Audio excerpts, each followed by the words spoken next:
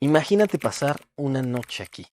En California, Estados Unidos, existe una cabaña diferente. Se trata de la cabaña de The Pecan Tree House, la cual es una cabaña que está colgando en el aire y que tiene forma de una peña de árbol. Está muy interesante. A ver, seguro es caro, pero llegar a dormir en ese lugar seguro también es muy emocionante. Dimensionemos. Es una cabaña flotante en medio del bosque. Seguro vas a disfrutar mucho la vista, porque todas las paredes son cristales, viendo hacia el bosque y hacia el cielo. Imagínate las estrellas que vas a estar viendo en la comodidad de tu cama. Ha de ser algo muy bonito como para poder vivirlo mínimo una vez en la vida. Y para que no te quedes con la duda, que seguramente muchos van a tener esa, el baño está abajo. Se baja por unas escaleras corredizas y luego bajando es un cuarto muy bonito del baño. Si un día vas a este lugar, cuéntame qué tal. Me encantaría escuchar tu anécdota. Y que tengas un buen día.